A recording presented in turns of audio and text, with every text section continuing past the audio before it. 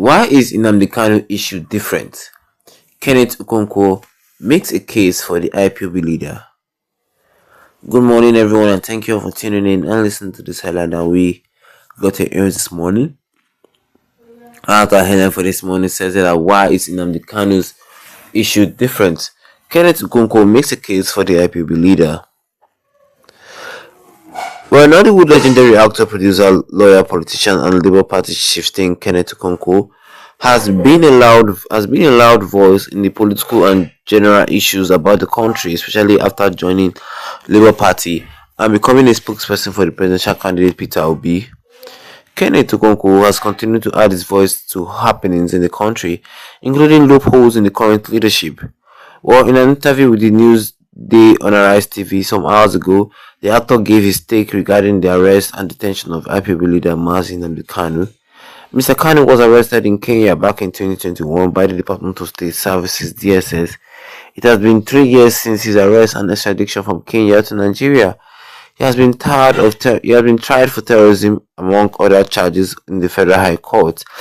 Speaking on Newsday on Arise TV, Kenneth Okonkwo banteringly said that the Ipob leader is being held for 3 years because of ethnic bias. He optioned that Kanu has not done half of what other agitators and terrorists from other regions have been doing. Yet he is detained and refused bail, each time while the others got released and forgiven. Also, the actor noted how Sunday Igboho of Yoruba extract was released after a while, even though he was not like Nnamdi Kanu.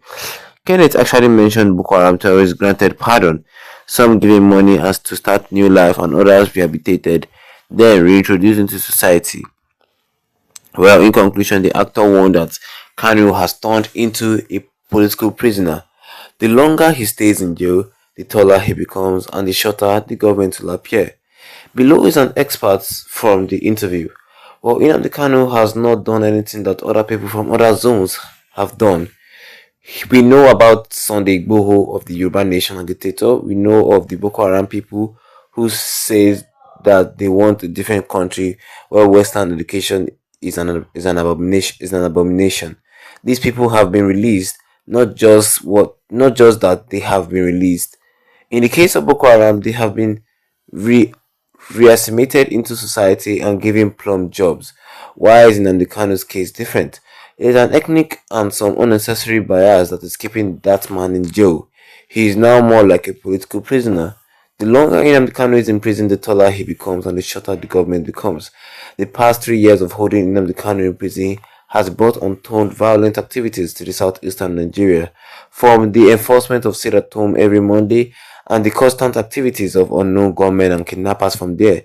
Those who reacted to the video on the Rise TV YouTube channel echoes their support for what the actor said, while some are against him. What do you think? Drop a comment in the comment section, and that is all we have for you concerning this headline today this morning, which says here that why is Nnamdi Kanu's issue different? Kenneth Okonkwo makes a case for the Ipob leader. Well, you had it for me this morning, and if you're not a subscriber, the best you can actually do right here, right now, is to tap that subscribe button, hit the notification bell, leave a like on the video to get more updates concerning this in the near future to come. The question is, why is Nnamdi Kanu's case different? Because people who have actually done worse crimes more than Nnamdi Kanu, they have been released, they've been given jobs. Like, if talking about the case of Boko Haram, like what Kenneth Okonkwo was saying, it actually makes sense. If you're looking about the case of Boko Haram now, Boko Haram wants a country where Western education is an abomination. They want an Islamic state. We all know what they want. And the Nigerian government have refused all that and fight terrorists. Every Boko Haram that they caught is either they die or they go to prison and are later being released. Like, seriously, the Mighty Allah leader was released. Sunday Igboho was released. Some other activists also has been released. But why is Nnamdi Kanu's own case different? Yes, Nnamdi Kanu has never held a gun, talk less of a bomb. Yes, talk less of anything that can end a human being life. And has not commanded anybody to use any of those weapons before.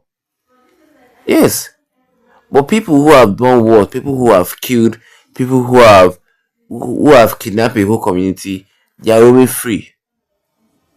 fellow activists like him who also share the same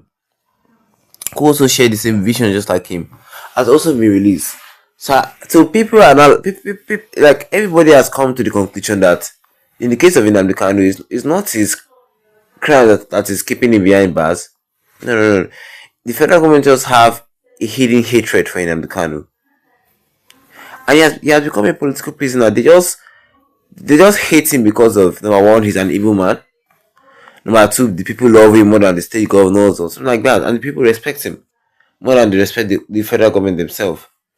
So he has become a political prisoner. The federal government is just jealous about him, and that's where people see it.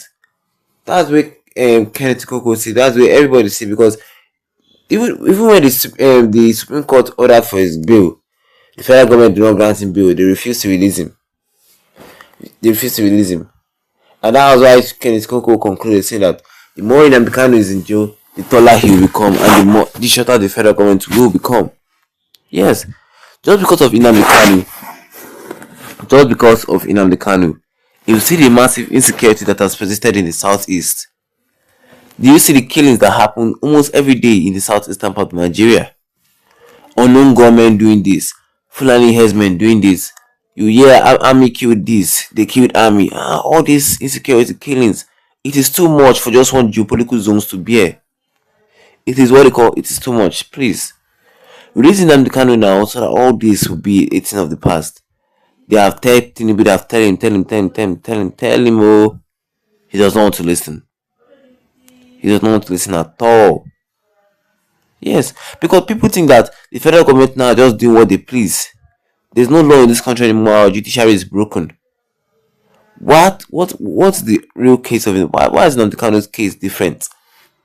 The AGF does not want to say anything. Tinubu just postponing court. It is very, very, very, very annoying. Very, very annoying if you ask me.